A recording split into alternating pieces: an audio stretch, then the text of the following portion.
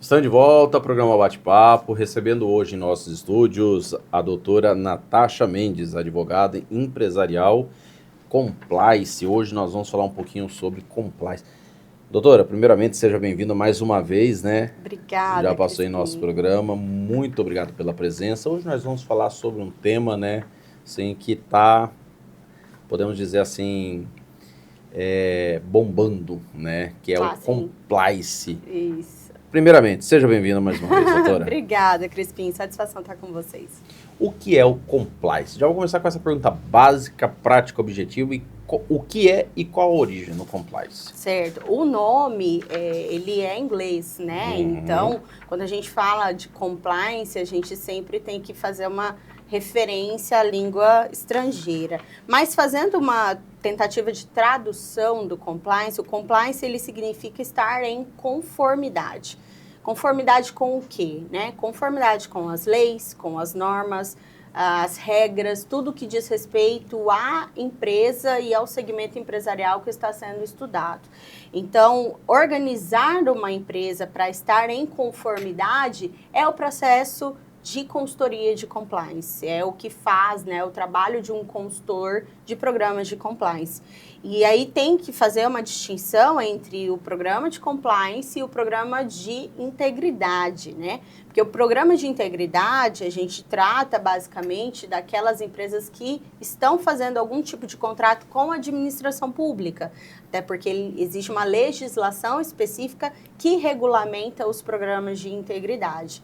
E aí a gente tem dentro desse arcabouço, né, desse universo do compliance, essas boas práticas, né? A gente implementa dentro das empresas algumas políticas, alguns códigos, algumas normativas que estarão conduzindo a empresa para agir com boas práticas em compasso, né, estando em conformidade com as legislações que cuidam de disciplinar aquela atividade, aquele setor econômico, aquela atividade empresarial. Vamos lá, deixa eu ver se eu entendi. Vamos lá, fica à vontade. O Compliance, ele é mais ou menos o organizador da empresa jurídico.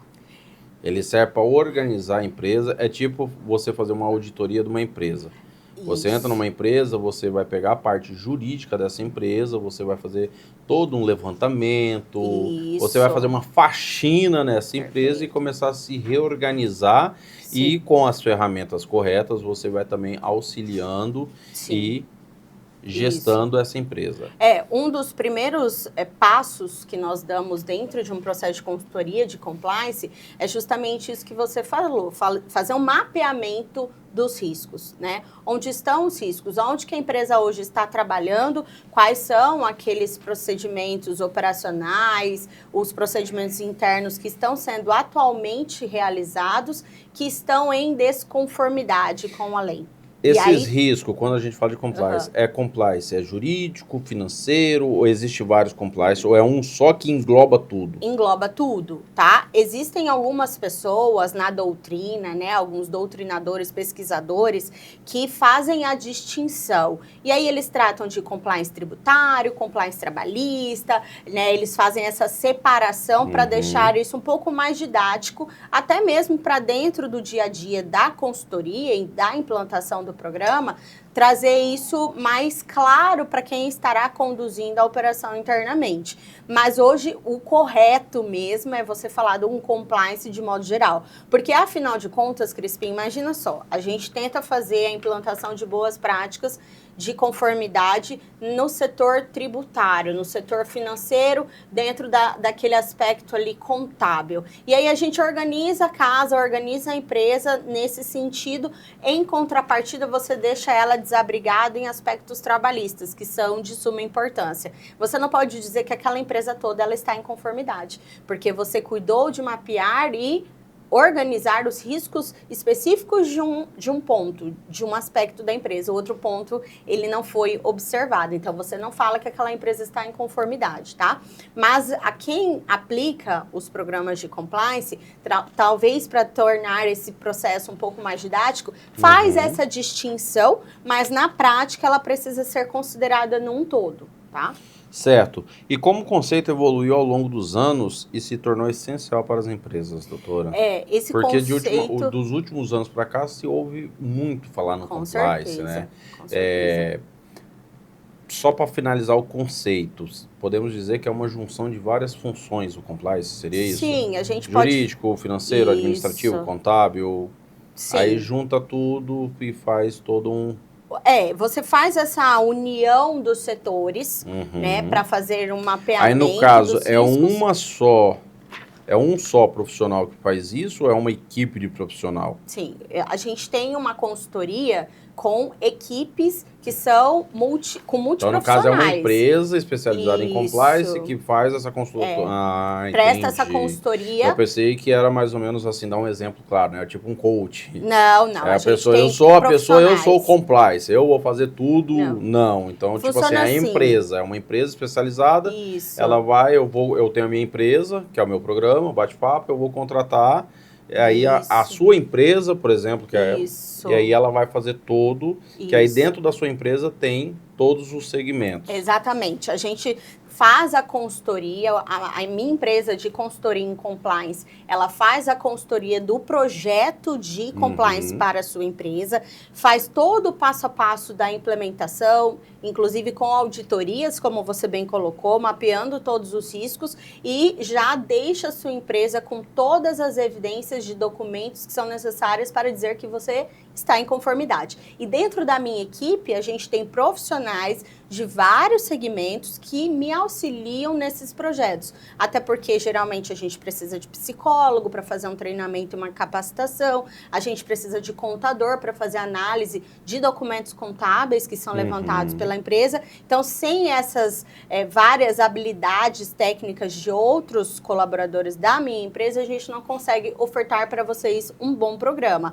Entretanto, quando finaliza o projeto de implantação de compliance na sua empresa, você, empresário, pode contratar quem nós denominamos de compliance officer, que são os responsáveis internos pela continuidade do programa de compliance que a gente aplica. Então, ele é responsável por acompanhar, monitorar, retroalimentar, sugerir alteração, porque o programa de compliance, a gente costuma falar que ele é um programa vivo, né? Como vivo, entende-se que ele é dinâmico. Ele é um programa que ele começa estruturado inicialmente num cenário daquela empresa e conforme a legislação muda, tem uma nova alteração legislativa e normativa que vai ter implicância na sua atividade empresária, é preciso que o programa seja retroalimentado para estar em conformidade com as novas legislações. Então, ele é dinâmico. E aí precisa, sim, ter alguém que faz essa ponte entre a empresa de consultoria e quem ficou lá dentro internamente para conduzir.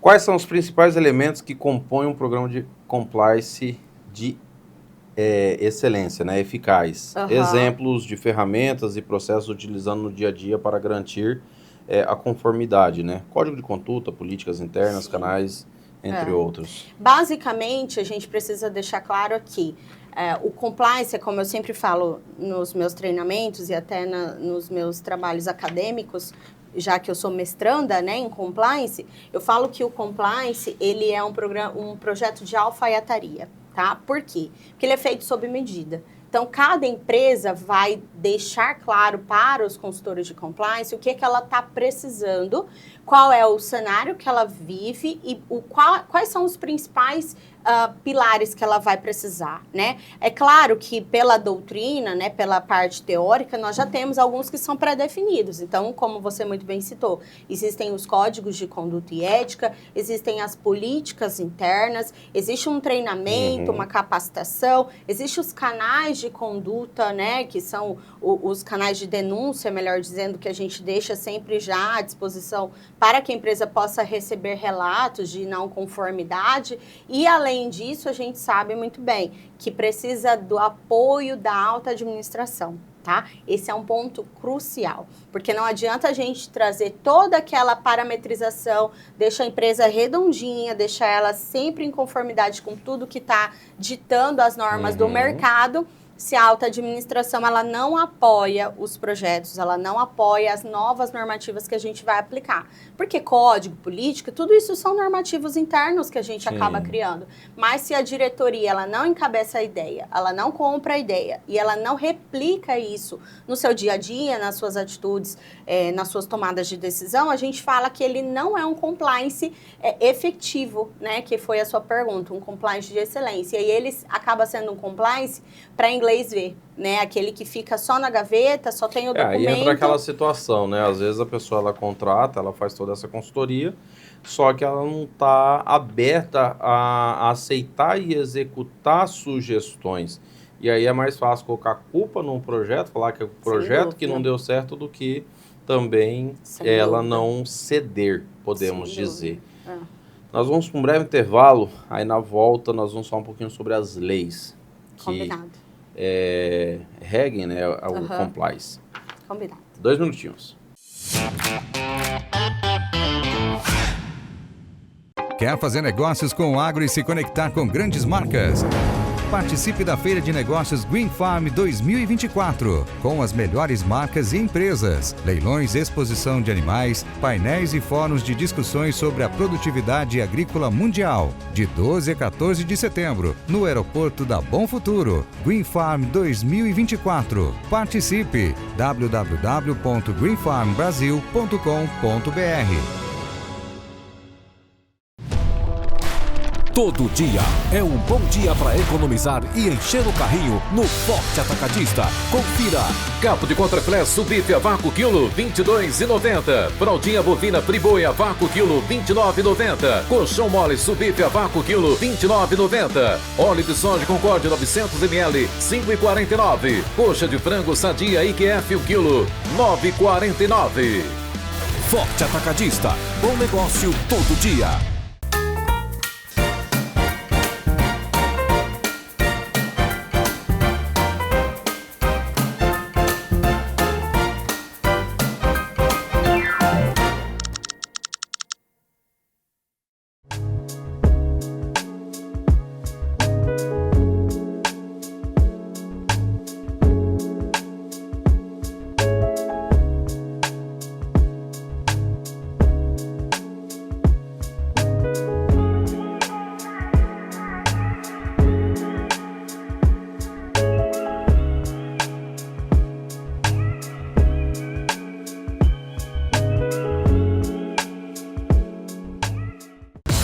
Pauta Conquista apresenta Rústico, churrasco, cerveja e viola. Um festival de carnes como você nunca viu. As melhores carnes, com cortes exclusivos. Ao som de Pedro, Paulo e Alex, Wesley e Conrado, Yuri e Gustavo, e Bruno e Vinícius. Dia 14 de setembro no aeroporto do Bom Futuro. Rústico. Ingressos Casa de Festas e Prime Evento. Informações www.rusticobbq.com.br. Clínica Veterinária André Rezende, aberto 24 horas para melhor lhe atender. Temos uma equipe experiente, contamos com laboratório próprio, fazemos cirurgias eletivas e, se precisar, atendemos as cirurgias de urgência e emergência. Cuidamos e monitoramos seu animalzinho internado 24 horas, oferecendo todo o carinho e cuidado que o seu pet merece.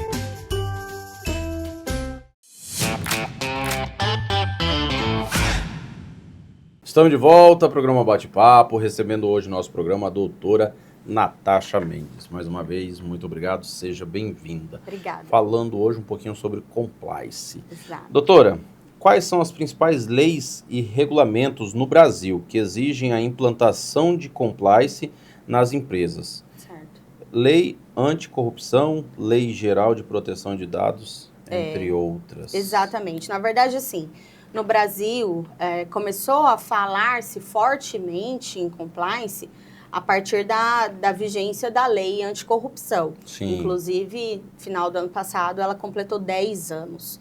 Né? Foi um marco bem interessante porque vários organismos aqui do Brasil e vários órgãos da administração pública fizeram vários movimentos para celebrar essa lei, porque foi uma lei extremamente interessante para a política nacional e para o cenário que nós estávamos vivendo.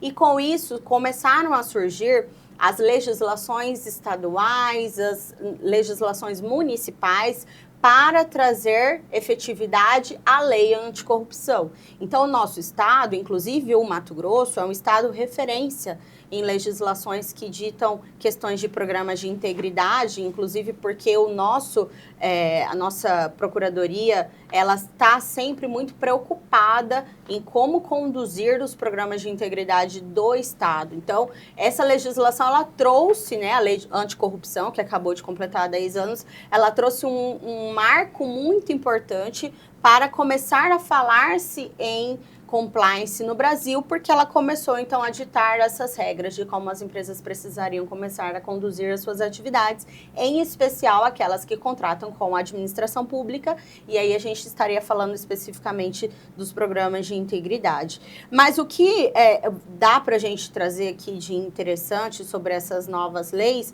além, é claro, da Lei Geral de Proteção de Dados, é que essas normas, elas começaram a se tornar necessárias a partir do momento que num cenário político muito complexo, né, que envolveu a Operação Lava Jato e outras questões, começou a se levantar condutas éticas, condutas de transparência, princípios e valores que devem ser fomentados por todos aqueles que estão internamente na administração e com aqueles da sociedade, né, da iniciativa privada que tratam com a administração.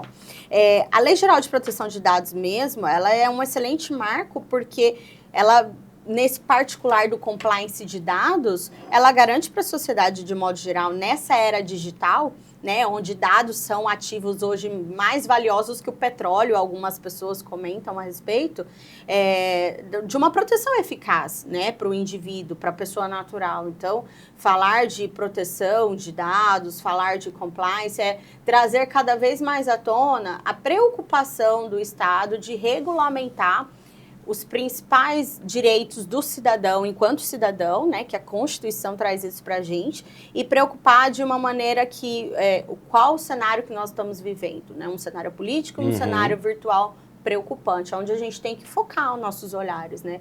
Então, eu acredito que foi mais ou menos nesse sentido que a gente avançou bastante. Exatamente.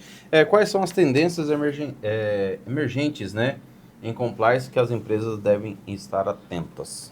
Olha, sem dúvida nenhuma, a parte de compliance de dados é uma das principais, os principais detalhes, né, da parte do compliance que a gente trata com as empresas, porque, vamos dar um exemplo? Fica bem legal falar com informações claras, né? As empresas hoje que fazem vendas pelo digital, né, geralmente disponibilizam um canal de WhatsApp e aí faz lista de transmissão e aí elas, quando vai fazer essa lista de transmissão, sequer questionou para titular ali daquela linha telefônica se ela tinha interesse na comunicação e já está encaminhando informações. Sem contar daquelas ligações que a gente recebe todo santo dia e a gente não sabe como o nosso número foi parar na mão dessas pessoas, né?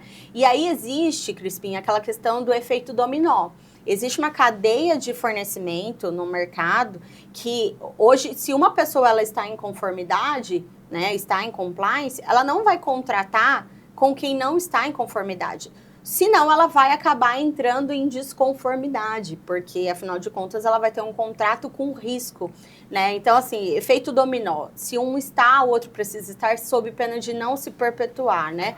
Então, uma questão emergente que a gente tem é justamente isso. Como mais empresas estão agindo em conformidade, fazendo seus projetos de compliance, os empresários que ainda não chegaram nessa fase, eles precisam estar antenados, porque muito breve eles vão precisar, né? Senão eles não vão conseguir continuar competitivos, continuar no mercado. Hoje até o padrão de consumo mudou muito. Hoje o consumidor final ele está procurando aquela empresa que está mais preocupada com questões sociais, de inclusão, de diversidade, uma questão ambiental muito forte também. Então existe assim, por trás de todo o ecossistema empresarial, um ecossistema de consumo, um ecossistema internacional que acaba respingando nas nossas organizações.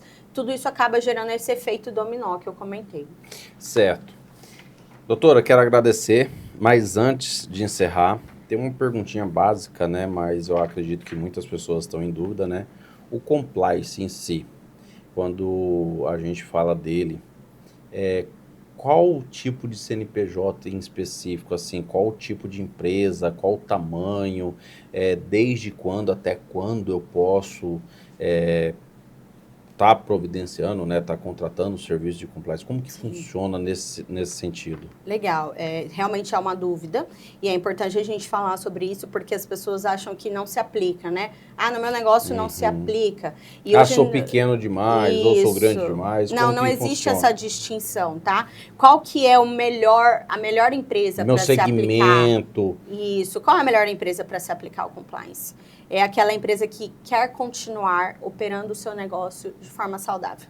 Então, nós não procuramos... Independente de segmento, da atividade empresária, independente do tipo societário, independente do faturamento, se a empresa ela está realmente preocupada com a perenidade dos seus negócios, ela está preocupada em continuar no mercado de maneira competitiva e com um pensamento a médio e longo prazo, ela precisa de uma consultoria de implementação de projetos de compliance, tá? De conformidade.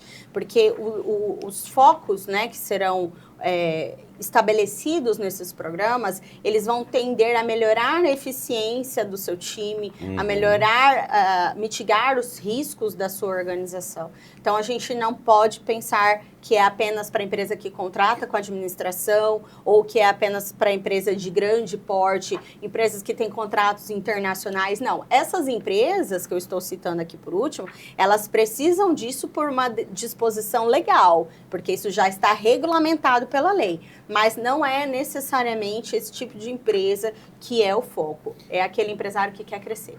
É aquele empresário que quer que a sua empresa tenha uma vida saudável. Perfeito, é isso mesmo. Podemos dizer que o compliance, ela falou ali da alfataria, né? Uhum. É igual a medicina também. Cada um toma a sua dipirona, mas aí você tem que ver qual que é a dosagem que a sua empresa vai tomar. Perfeito, é isso mesmo. Doutora, muito obrigado mais uma vez. Essa câmera está fechadinha. Suas considerações, seus abraços. Obrigada. Fique à vontade. Muito obrigada, Crispim. Eu quero agradecer o convite. Foi muito interessante estar nesse bate-papo com vocês. É importante a gente trazer a cultura, né, da conformidade. Sim. Então, ter esses momentos aqui é interessante, de modo geral, a sociedade toda para essa conscientização. Então, meus agradecimentos, contem comigo, estou à disposição. E é isso. Mais uma vez, muito obrigado e que Deus abençoe. Amém. Obrigada. Nós vamos para um breve intervalo e já voltamos.